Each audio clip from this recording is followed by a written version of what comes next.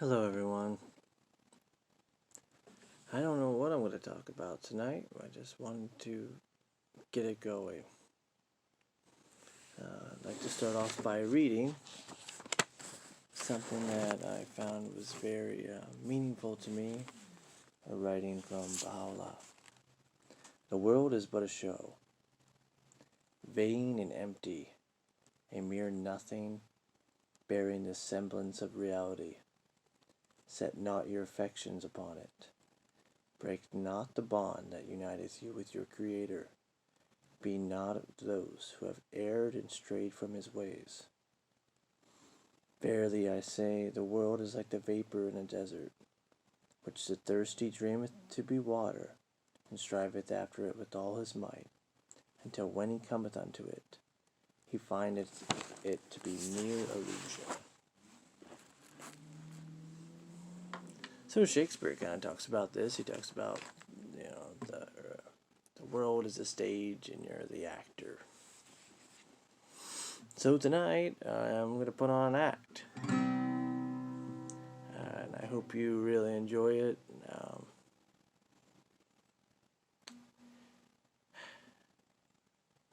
There's just so much to cover in so little time.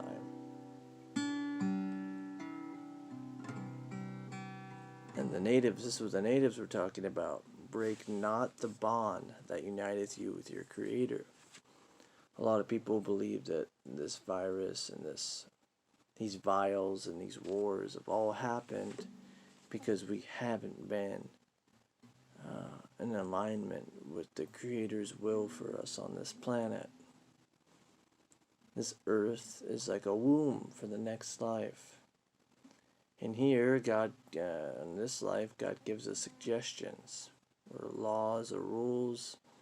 Really, are just the science, a flow science of how to get the Spirit to move through us. Like the Torah, their instructions on how to get the Spirit to flow.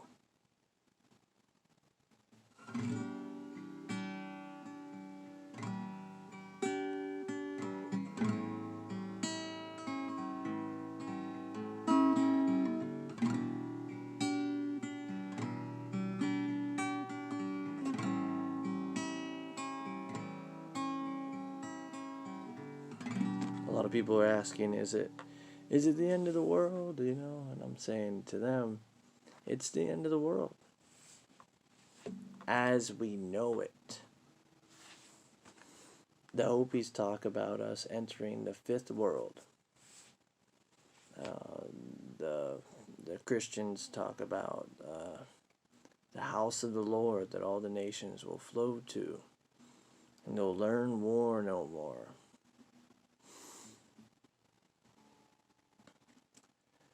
But there's a process that has to be taken before we enter into this cycle. Right now we're starting, we have been in the birthing pains of this next step in humanity. We've mastered how to be animals.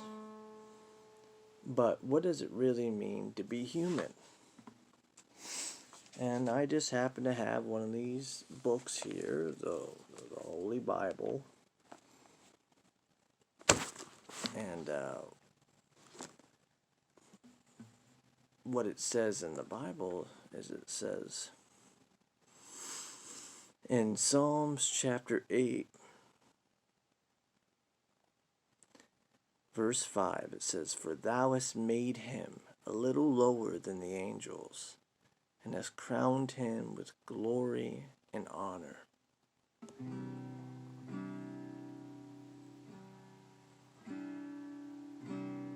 And I've been telling people, this is what God hath ordained for us, that we would be just a little bit lower than the angels. And it's about time we all start acting like it.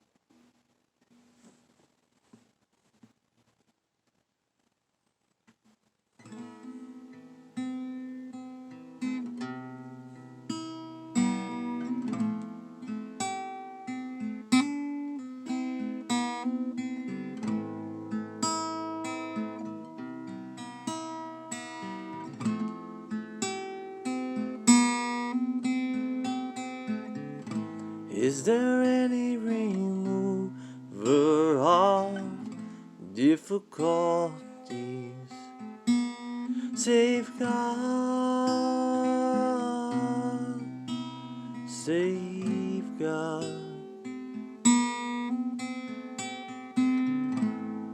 Praise be God, He's God. Oh Lord, His servants, and all abide by His bidding. Whoa, oh.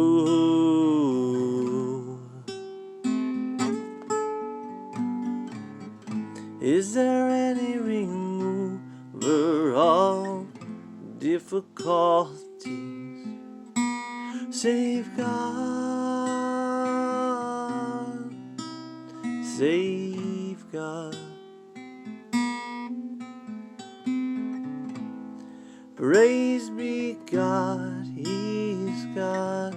Oh Lord, His servants, and all abide by His bidding. Oh, oh,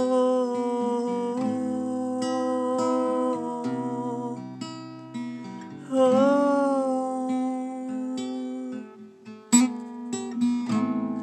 whoa.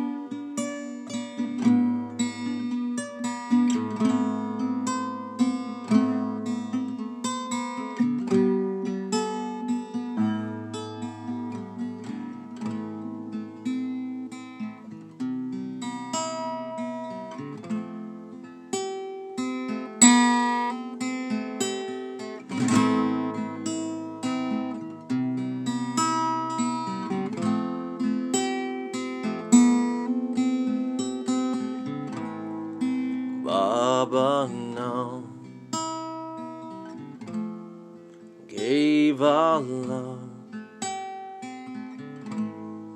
Baba now gave Allah. Baba now gave Allah. Baba now gave Allah. Baba now gave Allah. Baba now gave Allah. Baba now gave Allah. Baba now gave Allah.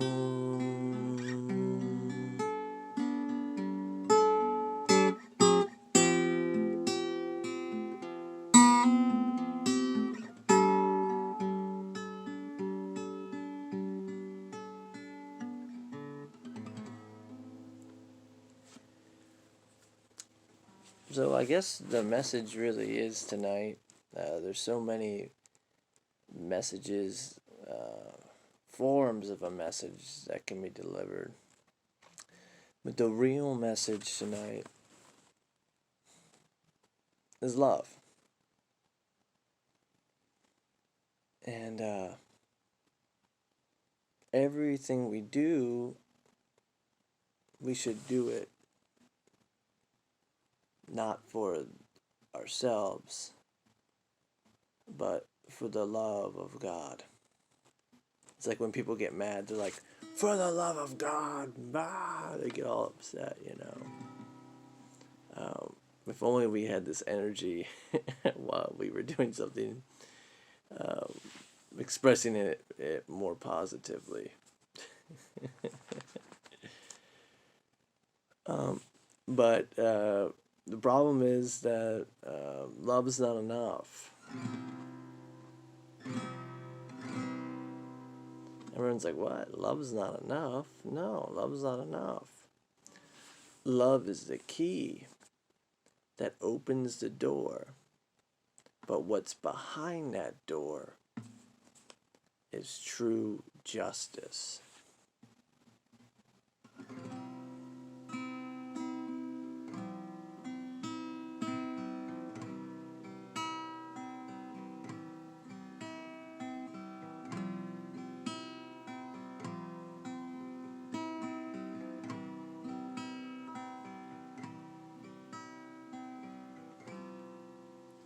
Which Jesus said he on his return, when Christ returns,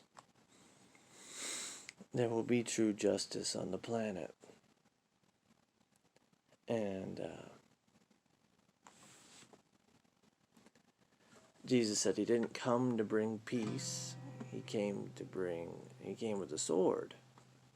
And they asked Jesus, they said, are you the Prince of Peace? And he says, no, I'm not the Prince of Peace.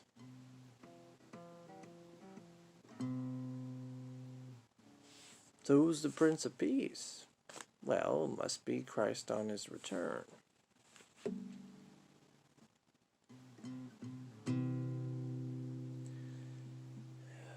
Not all the Old Testament prophecies referred to Jesus. There's two Messiahs, Christ prophesied to come. One to suffer and die for the sins of humanity, and one to bring the government from God, the true justice on the planet.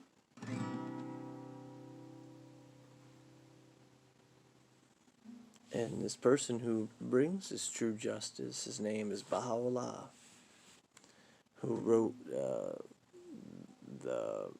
the intro of my video, wrote the passage to the intro of my video. Baha'u'llah says, Earth is one country, mankind is its citizens. Baha'u'llah brings forth 12 principles, the fruits of this new Jerusalem, the foundation stones of this new Jerusalem, and the fruits of the tree of life. The oneness of humanity, independent investigation of the truth, equality of men and women, a spiritual solution to the economic problem, which we're going to be seeing very soon. There doesn't have to be a war. We don't have to fight a war to bring the economy back from where it's going to fall to. There could be other solutions, universal solutions. When things are universal, they're easier. Like we have a universal remote. It's the remote, one remote, you use it for all your TVs. It's convenient. It makes our lives easier instead of having 50 remotes. So the easier our material and physical life is, like everyone has to go to work and have food and, use their God-given talents to contribute to society. But they need time to spend time with their families and with their loved ones, which ultimately is spending time with the Creator. The more we spend time with each other, studying each other's book of self, which is a holy book in its own right, the more we unlock and unravel the mysteries of an intimate, more deeper connection with the world around us. And Baha'u'llah followers are called Baha'is. And a Baha'i is just someone who brings the light of the new rising sun to all of humanity. The problem is when the sun rises, when these teachers arise, like Jesus and Buddha and Krishna and Muhammad, when they rise, when these suns rise, people get fixated on the point on where they rise and not the light itself. People are more focused on the lamp than the light.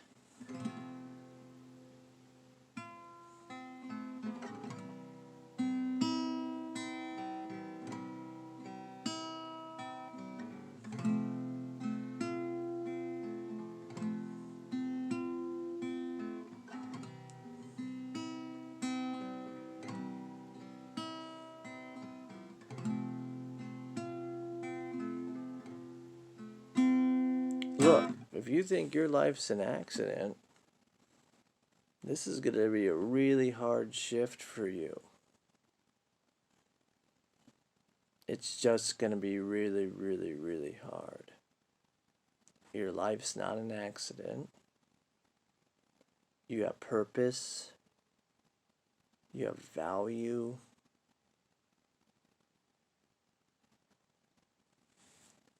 You have meaning.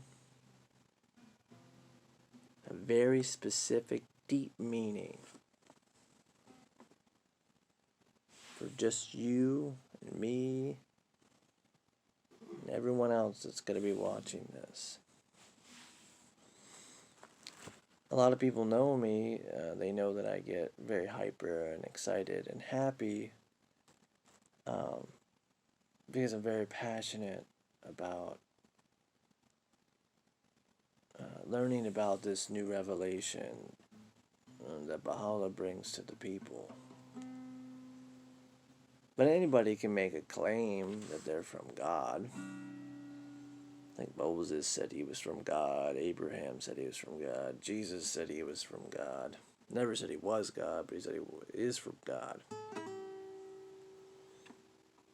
Well, how do we know if someone's from God or not? Well, I'm going to present or say that God has a plan for his creatures. We're always evolving. The brain is evolving. The social structures are getting more complicated. We've created a matrix within a matrix to communicate with each other, which is a good thing. In the future, we might not need it, but we need it now. So Jesus gave proofs for who he was. This is a best example because most people that are watching this are probably Christian, or at least claim to be. He gives a criteria for that how he fulfills prophecy in the Old Testament. And this criteria is scientific. Just like we have something to measure our speed of our cars, we have something to measure the temperature outside, we have something to measure the hertz of electricity, all these different measurement tools. How come we don't have a measurement tool for understanding prophetic prophecy?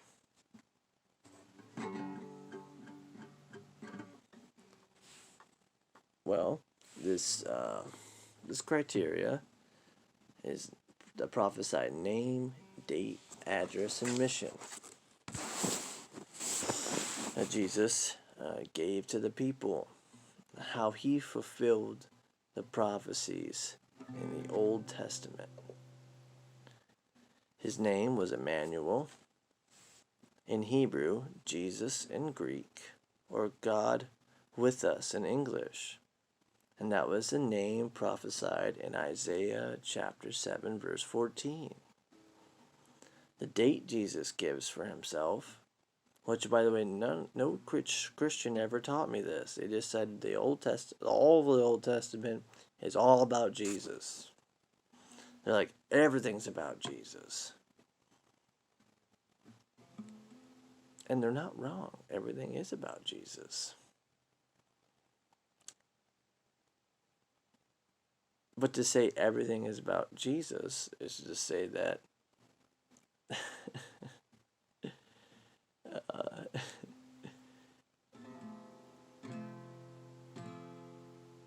well, a better example is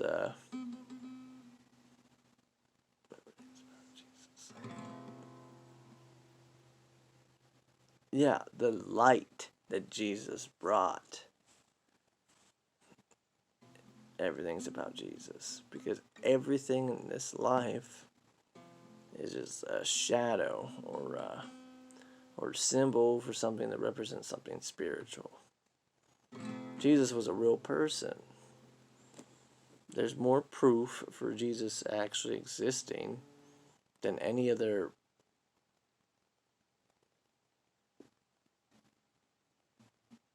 holy book, maybe other than the Quran and the Baha'i revelation that exist. Okay, so Jesus' date that he gives for himself when he's teaching the disciples, the proofs for himself. His crucifixion was given by Daniel in chapter 9 at 70 weeks or 490 days, which becomes 490 years. Because when you're doing prophecies, it says every day is in a year. In Numbers chapter 14, verse 34, from the order to restore and rebuild Jerusalem, which was given in the book of Ezra, chapter 7, as 457 BC. Christ being 33 years old of age at his crucifixion, 457 plus 33 equals 490 years. And that's why Jesus is who he says he is. Because he fulfills prophecy, not people's expectations. So when he died on that cross, they realized that he died on the exact time prophesied in Daniel chapter 9 for the death of the suffering Messiah. And Mary Magdalene, a woman, saved Christianity. And that's why, because she realized that Jesus fulfilled prophecy. This is a scientific religion. This is not based off of blind faith. I'm not saying it's not a bad thing to take a leap now and again, but when we're talking about people that are claimed to be from God, we have to have some proof for who they are. Like, where's Martin Luther in the Bible? Where's Mary Baker Eddy in the Bible? Where's the Pope in the Bible? If there is something about the Pope in there, it's probably not a proof that he's from God.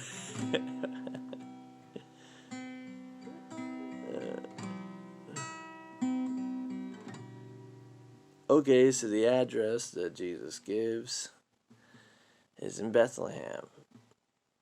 Micah chapter 5, verse 2. And his mission is as the Savior, or the atone for iniquity, to die and suffer for the sins of the people. Daniel, verse 9, verse 24 to 25. So the problem was, So what's going on here? How come nobody's ever taught the proofs for Jesus?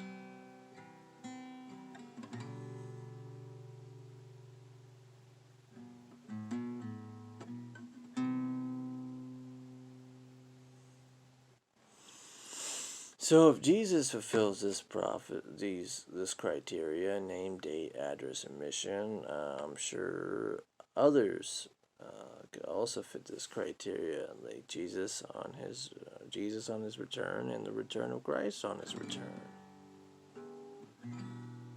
And I'll be doing another video with those proofs.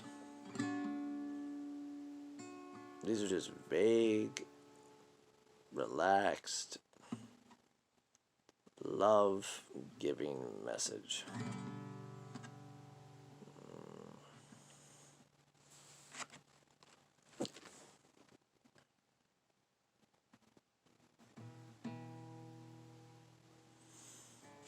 And this is another writing from Baha'u'llah that I'd like to read. This one really got me. This is Baha'u'llah speaking. He says, I am the sun of wisdom and the ocean of knowledge. I cheer the faint and revive the dead. I am the guiding light that illumineth the way. I am the royal falcon on the arm of the Almighty. I unfold the draping wings of every broken bird and start it on its flight.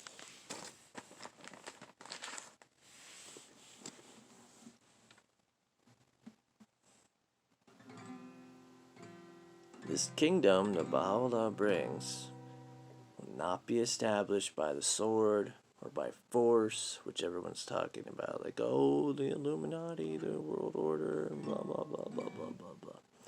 Look, this kingdom will be established through education. Baha'u'llah sat on the throne line of King David. His father sat on the throne line of King David. He says he comes from the ancient root of Jesse.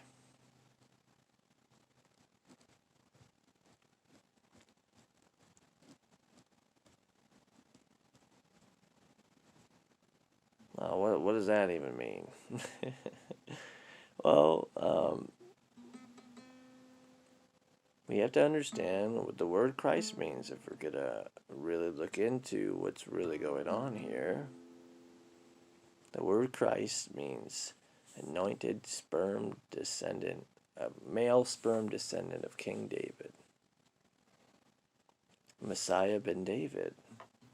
In Romans chapter 1 verse 3, it says this. Let me read it. I'll read it to you.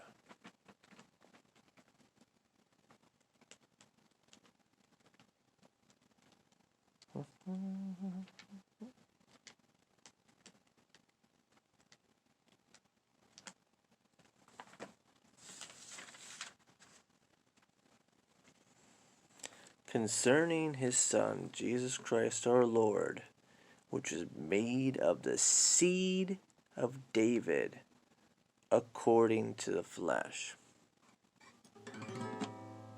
You see? Seed of David. That word seed in the Greek is sperma.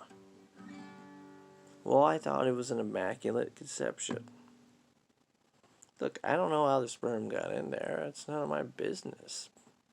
But in order for Jesus to be the Christ, which isn't his last name, he has to come from the seed of David.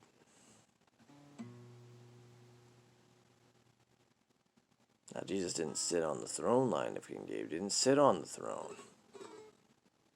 He said his throne was not of this world. His kingdom was not of this world.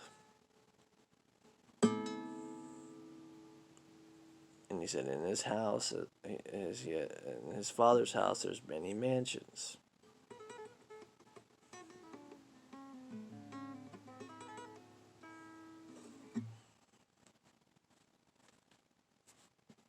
And in Psalms 89, it says that the throne line of King David will last forever. God made a promise to David that the throne line would last forever.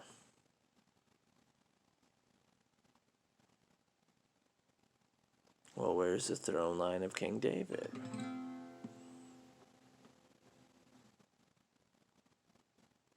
Baha'u'llah claims to be from the throne line of King David. We have a genealogy of Baha'u'llah and how his family comes from the direct line of the anointed sperm descendants of King David. Now, everybody today alive is related somehow to the 12 tribes of Israel. So, I mean, no one's making a claim, but we have to realize that this Davidic kingship has always been important in history since it was established. It's always been the point of unity. All the Greek philosophers, Pythagoras, and a lot of the greats traveled to Solomon's kingdom and learned from the Hebrews there.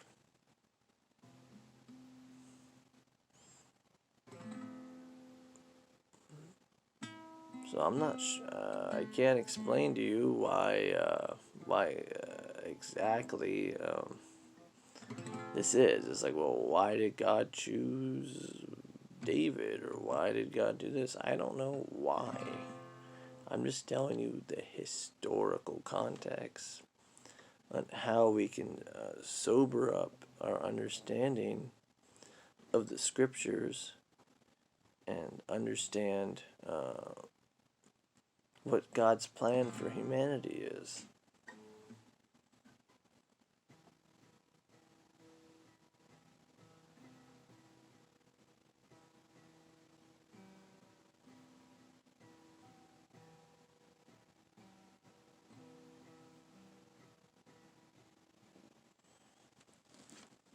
And the indigenous people, crazy horse, one of his prophecies is the rainbow people will be gathered, and from all different nations. So the rainbow people are a symbol for the people of all nations, all religions, and all cultures. So the indigenous people are talking about a regathering of people. The Bible talks about the house of the Lord that all the nations will flow to.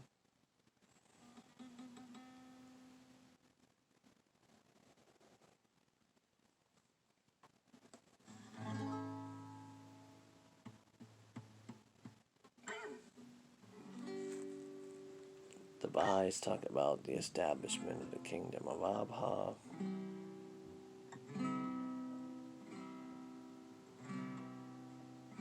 And the house of the Lord, which is the Baha'i Universal House of Justice.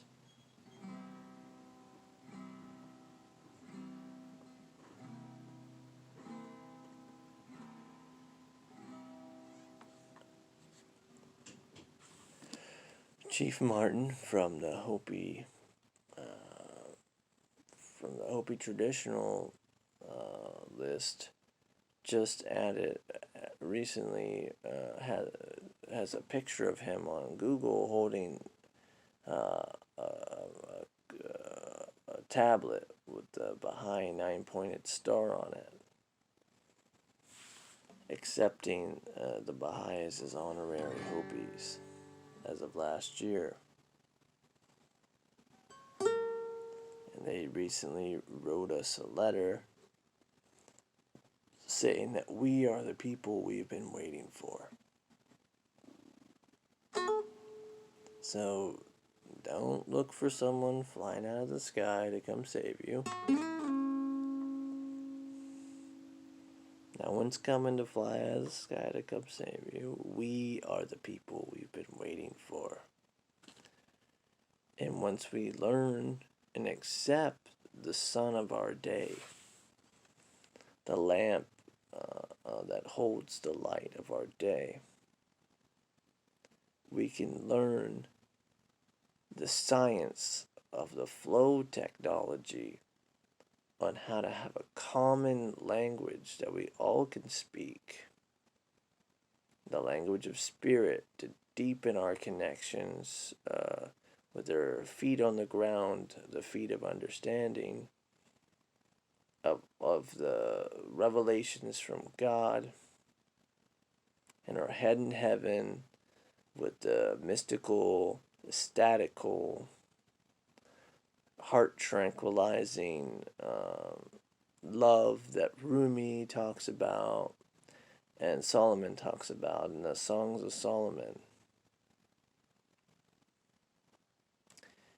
And when we combined our hearts and our minds,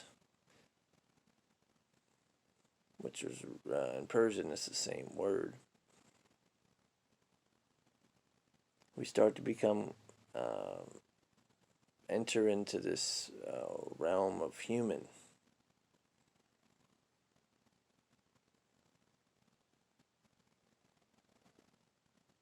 So my message tonight, to sum up all this stuff, it seems like I'm just being very slow and speaking very slow and processing very slow.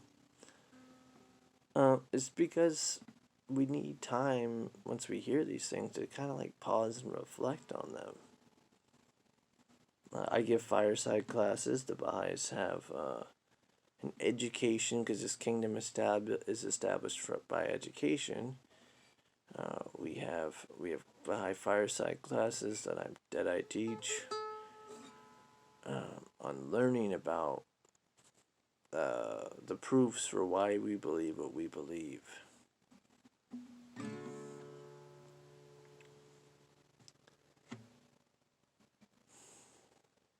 And you're welcome to come anytime and sit with me, to call me and get in contact with me and set up these firesides.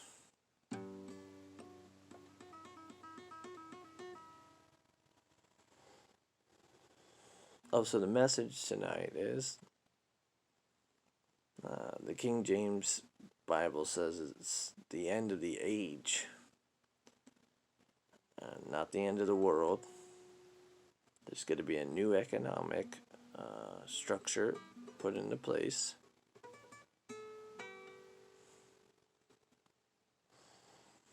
And there's going to be a giant family reunion. All the people that are spiritual and will be gathering all together.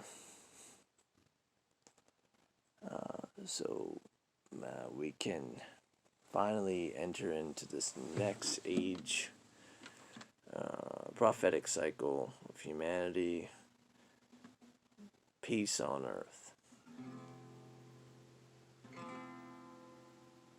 Hallelujah. But until then, the coronavirus 19 is the Baha'i number for unity. And boy, are we really learning how to do that. I'm just so happy all my friends are talking to me again and everyone's happy. I'm happy to see everyone participating on Facebook Lives and sharing their music and their talents and their message for humanity.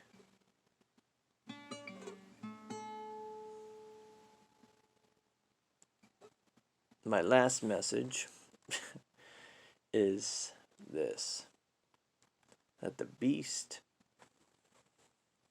that has been created by these apostate religions, by these people who've hijacked these beautiful, beautiful religions and have created these false satanic government structures, the beast is about to be dead.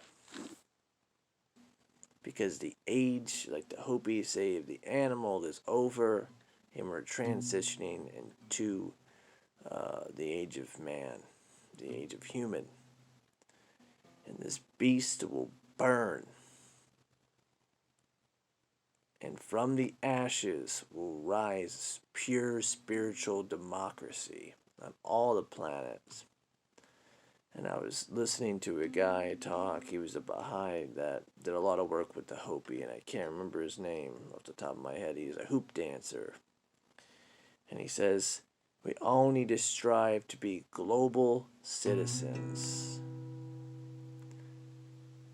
I was talking to a guy the other day, and I told him, he said, we all need to raise our American flags and show people how we band together here in America.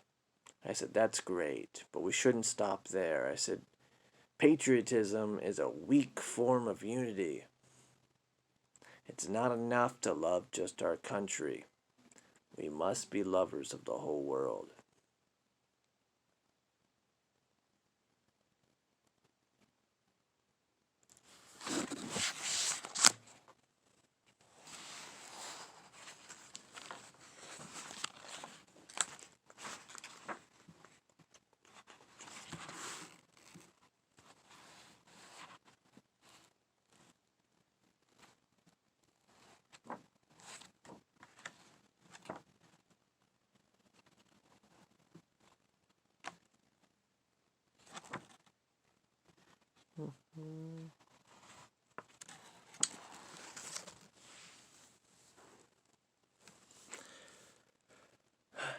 Yeah, right. Oh, what does it mean to be human? To embody the spiritual qualities and attributes of the Creator. We're created in the image of the Creator. And these spiritual qualities and attributes, because we can't know anything in essence, but because we have an intellect that we can use to wrap around things, which is why the symbol of the intellect is a serpent, because we can wrap our minds around things, but we can't understand the essence of the thing that gives it life. Like, we know how photosynthesis works, we know how plants grow, we understand seeds, but we don't understand the essence of life that are inside these things. Like, fire can't burn itself, a knife can't cut itself. These things escape us.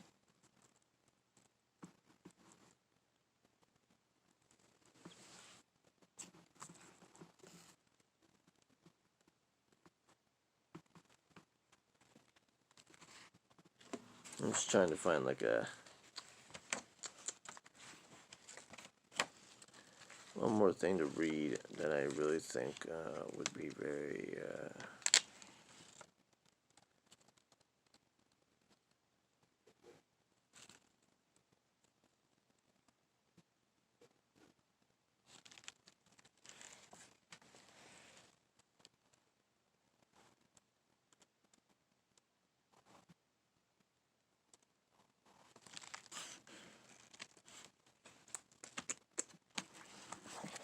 I don't know, maybe I won't find anything to read. Oh, here we go. So, another part of this is why I need to make like 500 videos, because this is just so much. And they need to be more organized next time, and they don't need to have 1,000 pauses, but I'm really enjoying the silence. Like when we play music,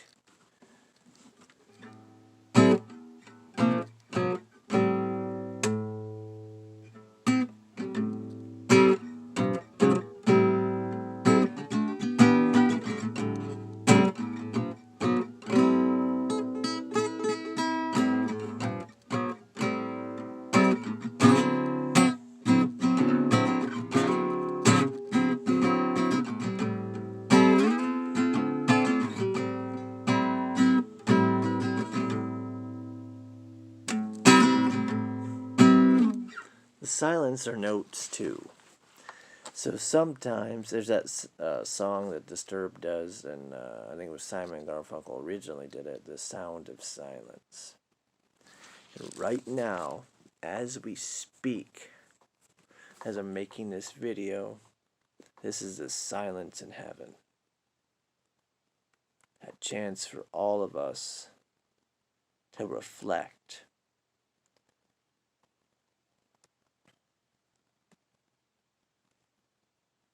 Look what we did to ourselves. Not what they did to us. Look what we did to ourselves.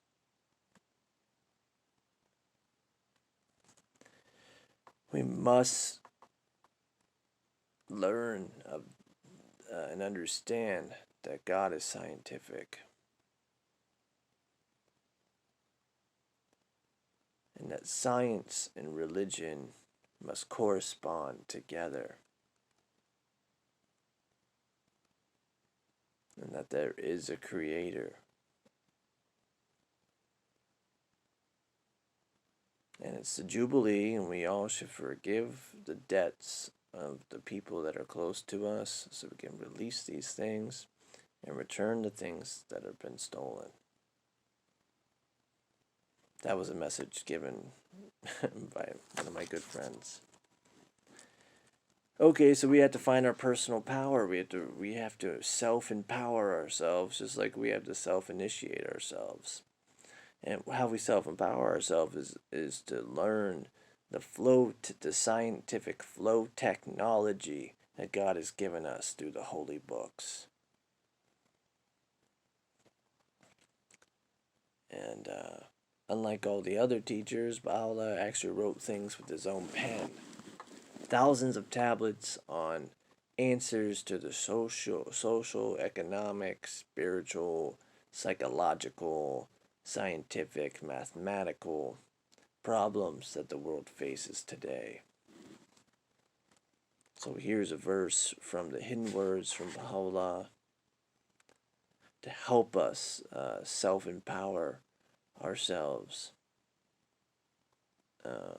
by learning what we truly are.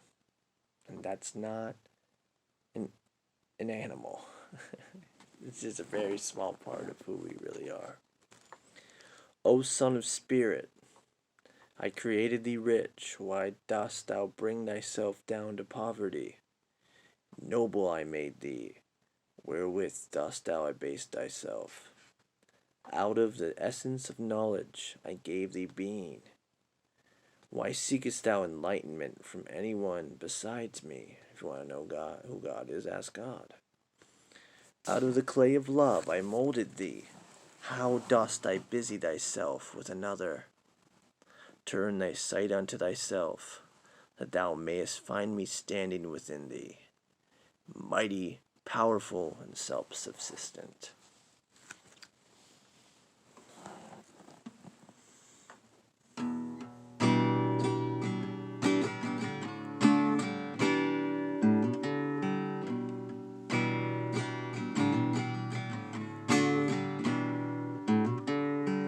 I wanna live, I wanna give. I've been a miner for a heart of gold. It's these expressions I never give, keeps me searching for a heart of gold. And I'm getting old.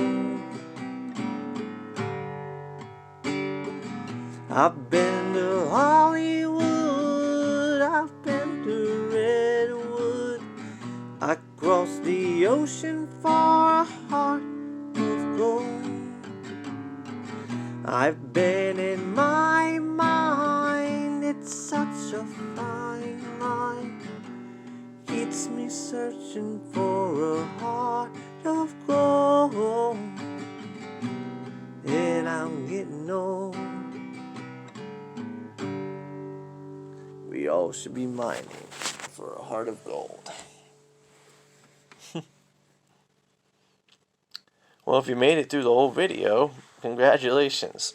If you just made it through me singing, that's also a good time. Let's all make love in everything that we do.